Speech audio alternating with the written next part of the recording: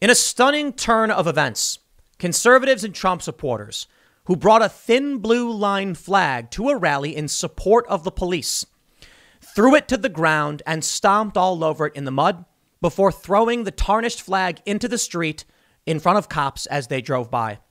Many of these people were yelling things like F the blue and F the police. And I was really shocked to hear a conservative, a person I believe may be a Proud Boy, yelling F the police. Conservatives shocked that the police actually protected and defended Antifa when these individuals aren't rioting, aren't smashing any property, and have never done so, for the most part. There was an incident where Proud Boys burned a Black Lives Matter banner, though they alleged that it was actually the left that tore the banner down. They just destroyed it.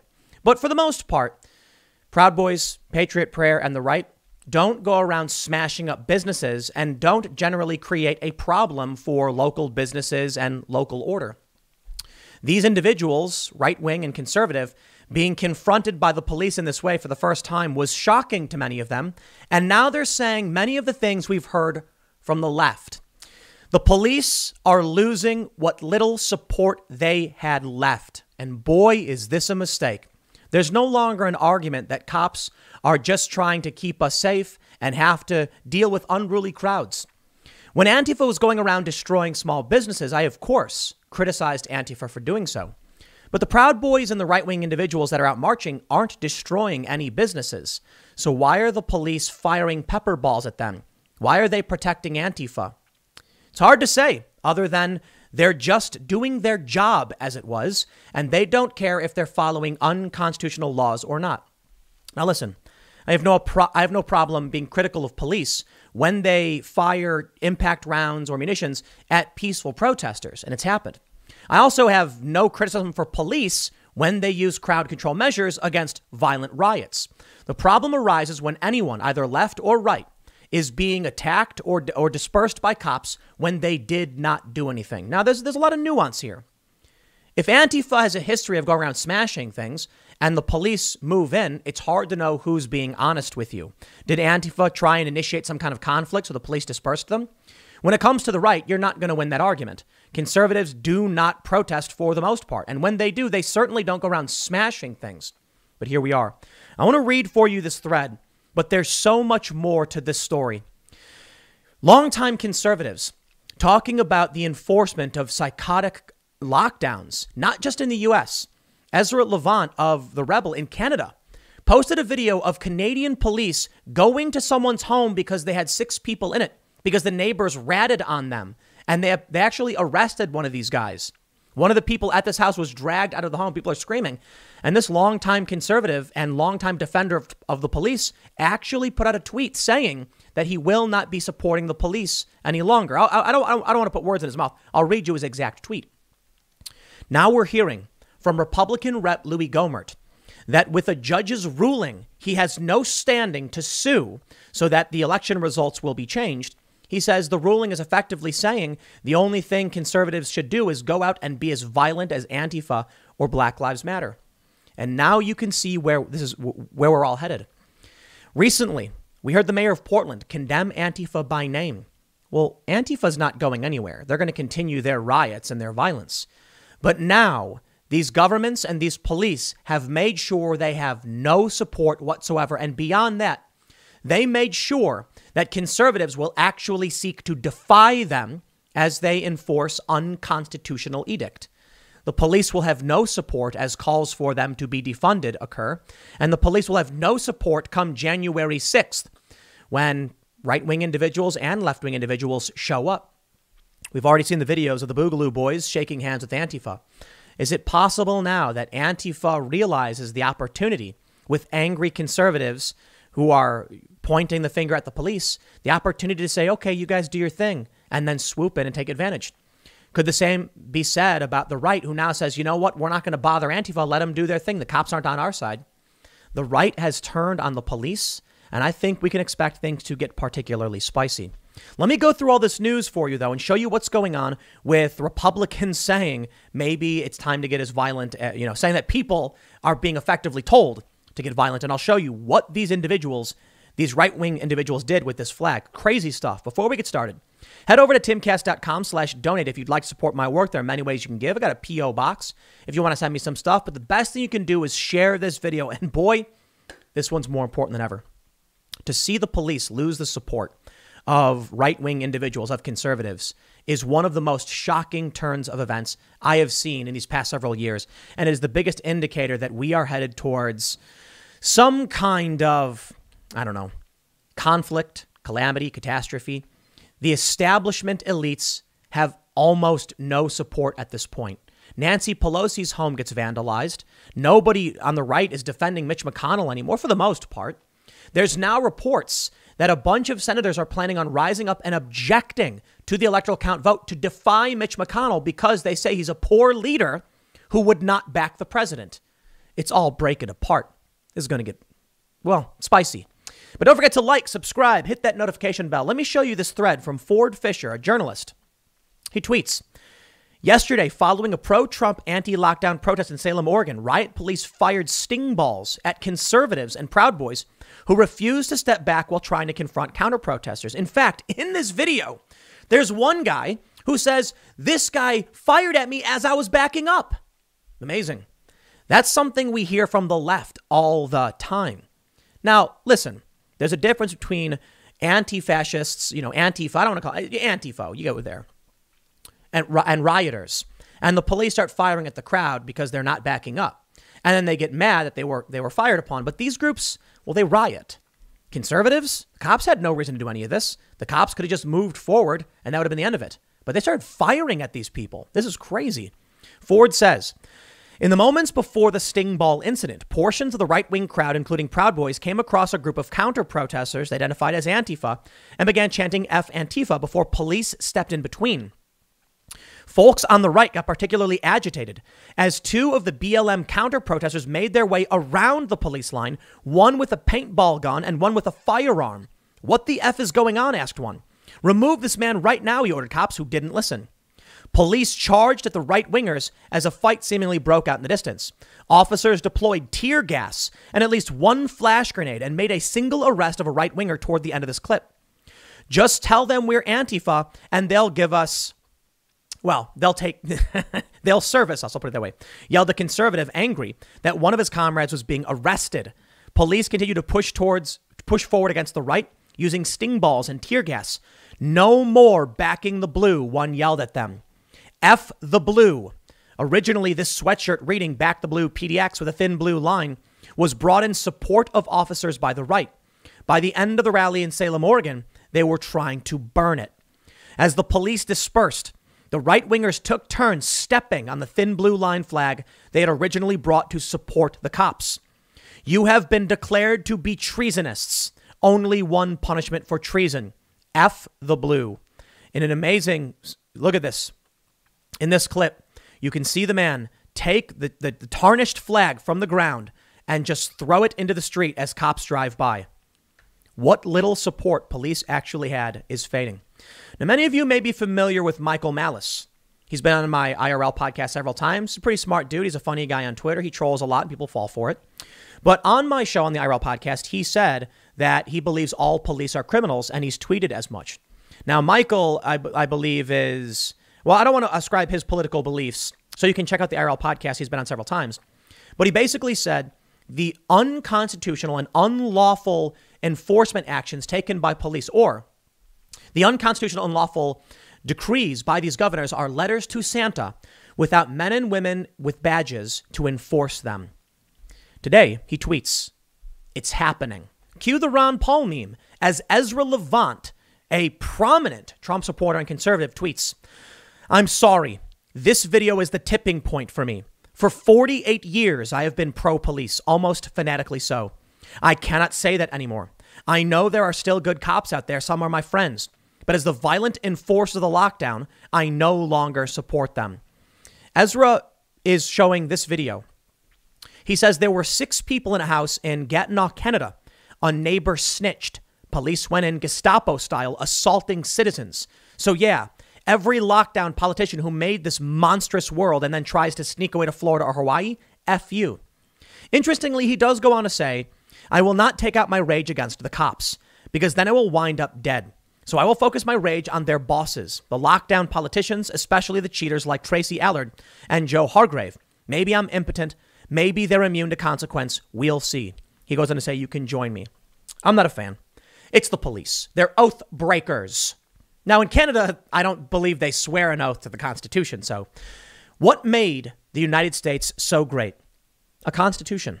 The guarantee that our rights are bestowed upon us by our Creator and not granted to us by a government. And police officers, for the most part, swear an oath to uphold the Constitution. They do. I've heard it several times from police and police families, but I actually looked it up. Yes, they do swear an oath to the Constitution. These officers are in complete violation of the Constitution. Now, there are questions about reasonable limitations and Supreme Court opinion on what constitutes violating the Constitution, but I will assure you, the lockdown edicts are not statutory law and defy the First Amendment, period. Now, there are many people for a long time who've said, it doesn't matter, the Second Amendment has always been infringed. It says shall not be infringed, and there are tons of laws infringing upon it. But it is true that the Constitution we have a Supreme Court, and the Supreme Court says, here are the rules and limitations. Your interpretation of infringed versus the Supreme Court's, and then we follow the Supreme Court. But it is undeniable. When you have people trying to go to church, and we have a right to peaceably assemble and worship, and the police say no, that's when things get crazy. January 6th, the Proud Boys will be in D.C., incognito, they say. The Hill reports the Proud Boys will attend the Washington, D.C. rallies for Trump on January 6th incognito, with leaders of the group saying they will dress in all black to mimic the attire of anti-fascist groups and counter-protesters. Could it be that as Antifa fights with cops and conservatives no longer care to support them, and as these police seemingly defend a broken system or a system that conservatives feel is broken, and I would argue is actually broken, sure. Is it possible that you just get one mass of Antifa, even if some of them actually are Proud Boys? They don't care. Their intention is to disrupt, and they're going to be standing side by side with Antifa? Perhaps. How will Antifa know who is who? So when the fighting breaks out with the cops, I can only imagine it's one group versus one group, not two. Now, Rep. Louis Gohmert is a Republican. He said this ruling, as his lawsuit was rejected, is essentially telling people they have to be as violent as BLM or Antifa. Is it possible that's why we see the Proud Boys deciding to do something like this? Here's the story, and this ties into what's happening with this ongoing legal action and the objections. The New York Times reports federal judge dismisses election lawsuit against Pence. President Trump's congressional allies had hoped to give the vice president the power to reject electoral votes that were cast for Joseph R. Biden Jr. They say Judge Jeremy D. Kernodle of the Eastern District of Texas ruled that Republican lawmakers led by Rep. Louis Gohmert of Texas lacked the proper standing to sue Mr. Pence in the matter. The lawsuit challenged the more than century-old law that governs the Electoral College process in an attempt to expand an otherwise ceremonial role into one with the power to reject electoral votes that were cast for Mr. Biden. As the presiding officer of the Senate, Mr. Pence has the responsibility of opening and tallying envelopes sent from each state and announcing their election results when Congress meets on January 6th to certify Mr. Biden's victory. Mr. Gohmert, along with his colleagues and electors in Arizona, had hoped the lawsuit filed on Sunday could force Mr. Pence to take on an expanded role, opening the vice president up to pressure to invalidate the election results. But Judge Kernodle, who was appointed by Mr. Trump, dashed those hopes on Friday. Though Mr. Gohmert said in an interview with Newsmax that his lawyers would appeal, his decision came a day after the Justice Department asked him to reject the lawsuit. The department also argued that Mr. Gohmert did not have standing to sue Mr. Pence over performing the duties as defined by the act, but maintained that he should sue Congress, which had passed the original law. Perhaps that's the answer. And now we see Louis Gohmert's response. Now, this is a tweet from Aaron Rupar. Aaron often pulls things out of context, and he's pretty notorious for it. But he tweets, Louis Gohmert on Newsmax, quote, "But if the bottom line is the court is saying, quote, we're not going to touch this, you have no remedy. Basically, in effect, the ruling would be that you got to go to the streets and be as violent as Antifa and BLM. Gohmert says that if Congress doesn't overturn Trump's election loss, quote, it will mean the end of our republic, the end of the experiment in self-government. Maybe, But Mike Pence himself has already rejected this. From CNN, Pence asks judge to reject Gohmert lawsuit, asking the VP to interfere in the Electoral College count. Sorry, you're not going to be getting what you think you're going to be getting. Mike Pence is not going to stand up and defy the system. Donald Trump, in my opinion, will not be winning any constitutional process to be president. Now, as many state attorneys general start ramping up criminal probes into Trump, I have to wonder if Donald Trump is going to choose to fight or surrender. If Trump does just eventually give up, I believe it's possible he will be arrested at the state level. Now, in the past, there were concerns as to whether he would be arrested at the federal level. So I'll clarify. I really don't see Joe Biden going after Trump in that capacity, the same as Trump didn't go after Hillary. But at the state level, you have zealots. They hate Trump. These are deep blue states, and they may very well go after him. They're trying to. If Trump leaves office, I believe they will likely go after him. Will Trump say, I've got nothing to lose and fight, or will he just give up? There are reports that the Secret Service is going to be adding detail to the presidential detail, adding individuals, agents, because of fears that some of these agents are loyal to Trump. But many have said this is not true. There's no significant changes, or they make changes like this all the time, and it's all just hype. But I'll tell you, Mike Pence is an establishment guy. He's always been, okay? He's rather quiet. He's an Indiana governor. He's an establishment guy. Trump wasn't supposed to win, but he did. And for several years, the establishment elites were quite upset by it. I want to point out something to all of you. Build back better. It's the slogan of the Great Reset. It's been pushed by many in Europe. Joe Biden has a buildbackbetter.gov, apparently. Why is a European slogan for their plan being used by an American incoming president? Well, because maybe Gohmert is correct. The experiment in self-governance has come to an end. I mean, very smart people have said that we're in danger. We're in dire straits. We had Peak Prosperity on the IRL podcast. You may be familiar with him. He's a PhD doctor. And he was telling us that our planet's being depleted. Resources are being run dry. And these elites who have caused the problems want to extract more, but need to make sure that we stop. Long story short, it seems like they want to be able to fly around the world and do whatever they want. And if we run out of resources, the only way they can do it is if they stop us from using it so they can have what's left. That's the general idea. But I think it's fair to point out that there is something wrong with everything that's been happening on this planet for quite some time in terms of rapid and expansive growth that doesn't seem to end. Now, I believe in freedom, and I think there's a very serious challenge when it comes to how you deal with individuals, their ability to live, have families, and grow and expand. And if it really was true, the planet was in trouble, as they say, in a variety of ways, not just resource depletion, but climate change, ocean acidification, etc., then you'd think these people would be the first to put their money where their mouth is. But they're not. These are the elites who claim that we have to all pitch in, we're all in this together, and then in every possible way, they lie, cheat, and steal. What did we see in COVID lockdown? We see Newsom go out to eat. Whitmer getting her hair done. Pelosi getting her hair done. Lori Lightfoot getting her hair done. Andrew Cuomo, Bill de Blasio enforcing unconstitutional edict. We're all in this together, they say. But we're not. They clearly aren't. They can do whatever they want. And then we can look at the climate change promoters. The individuals who have been the staunchest advocates for doing something about climate change. And what do? Fly around on private jets and buy beachfront property. But if the ocean levels are going to be rising, who would want beachfront property? That seems to make no sense. And therein lies the break in trust. I'd like to believe that we can all come together to help save this planet. I think it's visible in certain areas where you can see that humans have caused expanding damage to the planet in a variety of ways. But if the elites who are saying it will defy their own rules and restrictions and orders, why would anyone believe them? Worse still is the main point of this video. The fact that there are police who will break the Constitution with a smile on their face and laugh as they put the boot on your neck. Now, there's a variety of reasons they do it. I think the main reason is simply they can see the other side. They can see what it's like for people who have no jobs, whose businesses have been destroyed. And they think to themselves, I can choose to be the person with no money who's desperate, or I can choose to be a essentially immune to get a paycheck and to be above the law, to boot stomp and beat individuals who have been destroyed by this and just not care. And that's why we see it all over the world. I should say throughout history.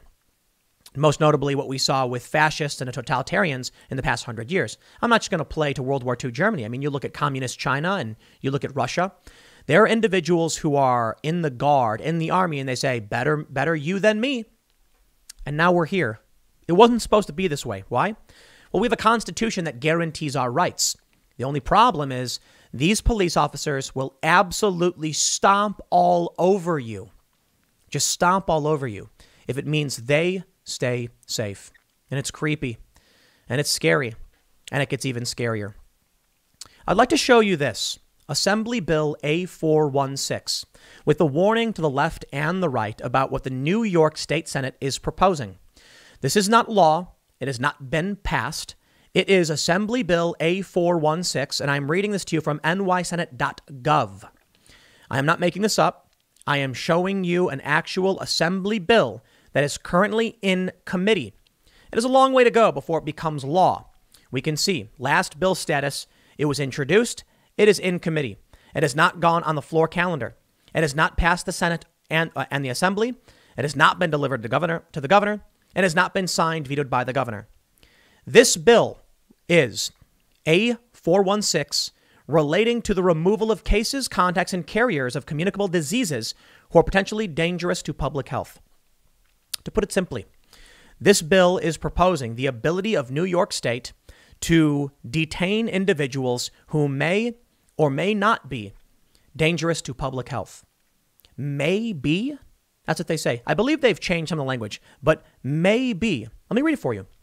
Section 1, the public health law is amended by adding a new section, 2120, to read as follows.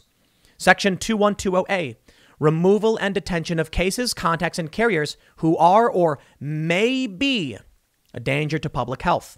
Other orders. 1. The provisions of this section shall be utilized in the event that the governor declares a state of health emergency due to an epidemic or any communicable disease. May be. Do you know what that means? You might not be a threat now, but we're worried you will be. Perhaps you're an individual who, I don't know, went to a party and didn't wear a mask. Well, we don't know if you have the virus, but you may be a threat. You must be removed. Amazing. They say, 2, upon determining by clear and convincing evidence the health of others is or may be endangered by a case, contact, or carrier. Contact. Do you get it now? Or suspected case, contact, or carrier of a contagious disease that, in the opinion of the governor, after consultation with the commissioner, may pose an imminent and significant threat to the public health, resulting in severe morbidity or high mortality. The governor or his or her delegee, including but not limited to the commissioner or the heads of local health departments, may order the removal and or detention of such a person or of a group of such persons by issuing a single order, identifying such persons either by name or by a reasonably specific description of the individuals or group being detained. Such person or group of persons shall be detained in a medical facility or other appropriate facility or premises designated by the governor or his or her delegee, and complying with subdivision 5 of this section. A person or group removed or detained by order of the governor or his or her delegee pursuant to subdivision 2 of the section shall be detained for such a period and in such a manner as the department may direct in accordance with this section. An indeterminate amount of time. You may come into contact with someone that determines you may be a danger. We don't know, but we do have evidence that you were maskless at a large party with other people. Therefore, they are trying to pass a law to allow them to remove you. Have you been paying attention to what's been going on? New York wants the authority to remove people who may be threats to public health. And guess what? Many establishment leftists will say, but we have to stop the pandemic. We do, but at what cost? Michael Malice said, as I mentioned, there's no law too depraved that these individuals, these police officers, won't enforce. What happens when the police are told that you are a contagious carrier that must be removed? Do you think they'll question it? Do you think they'll say, we better protect this individual's constitutional rights? Or is this not the perfect reason to remove undesirables? The question I have for you and everyone, I don't care if you're left or right. The question I have is, when you read 1984, when you watched V for Vendetta or Brave New World or Fahrenheit 451, did you think that one day you would wake up and the news would just announce the authoritarian dictatorship was here? And oh no, now we must fight back? No, of course not. Of course there would be large propaganda campaigns, and of course there would be an excuse. And in this case, there actually is an emergency. COVID is serious. A lot of people have died from it. But this is certainly not the answer. Locking down innocent people's businesses and destroying them over a year is not the answer. I know I mentioned earlier on, there are serious problems occurring on this planet. But do we trust the despots who would seek powers, totalitarian powers, to remove you on flimsy evidence? Do you trust those people? No, I don't. This is not the answer. And this is how scary things are going to be getting. Now, as I stated, this is just in committee. It hasn't gone anywhere, and it very well may fall. But the only way we stop things like this is by calling them out and catching them early. Otherwise, I'll warn you, conservatives, those who live in upstate New York and who live in western New York and northwestern New York. So if this passes, it's only a matter of time before someone who doesn't like you, a politician, says, oh, that guy, yeah, he's sick, go arrest him. And then you'll see it. We're dangerously close, my friends. Chris Hahn, let's see, who is this? He's got a viral tweet, 25,000 retweets. The aggressive progressive radio host as seen on TV. He said, any member of the House of Representatives that votes against accepting the election results from their home state, the very same process that elected them, should not be seated in the 117th Congress. Seditious GOP, RT if you agree. Where do we go from here? When you have New York violating people's constitutional rights, as confirmed by the Supreme Court opinion on what they've done, setting up checkpoints and destroying people's businesses, all to slow the spread, say the authoritarian despots, the bootlickers on the left. Where do we go when the left says don't seat the House of Representatives that are using their constitutional authority under Article 2 of the Constitution to challenge the election results? They say don't seat them. I say, fine. Perhaps the peaceful divorce is the only way out of this. If New York, California, and Illinois are so scared of the virus, by all means, let these states have their lockdowns. And it is incumbent upon you to get out while you can. After hearing what New York is proposing, if you choose to stay and they do come and detain you, whose fault is it? I mean it. Some might say, Tim, I can't move. I can't afford it. I didn't say life was easy. A lot of people might say, Tim, you're lucky. You're well off. I was homeless several times in my life, and I chose to leave, and I slept outside on numerous occasions or lived in a car briefly. I chose to get out and find a better path, and it isn't easy. And I know I was young. I didn't have a family. But if you are sitting there in New York right now and you are watching what they are proposing and seeing what's going on, and you say, I'm just going to stick around. Okay. Not to use an old cliche, but there were a lot of people in Germany in World War II who saw the signs and got out while they could. I don't know where you can go at this point. The whole planet is getting locked up. But it's, at the very least, you can get away from places like New York, California, where the lockdowns have become psychotically draconian and where they're now proposing to detain you if you may be a threat due to contact. Think about it. That bill being proposed, it could mean that a mailman came to your house and dropped off a box. Oh, that mailman got sick, so we need to detain you because you might get sick too. Don't give them an unconstitutional reason. Don't give them a reason at all to do this. But it's going to happen soon. What do? I don't think Donald Trump is going to be able to win because it's not just Donald Trump. It's the whole machine he's fighting against, and I don't believe he has the support or the power to do so. But I'll tell you, when you see European leaders all saying build back better over and over again, and then Joe Biden steps up and repeats them, and you get a .gov using a European slogan for the Great Reset or whatever their plan is, you have to wonder what's really going on in this country. Maybe it's too late. I don't know for sure. I don't know what people are going to do, but I know that the right is pushing back on police, and the system is at risk. The system's probably already broken, but I'll leave it there. Next segment's coming up tomorrow at 10 a.m. over at youtube.com/TimCastNews. Thanks for hanging out, everybody. I guess we'll just see what happens in 4 days. Adios.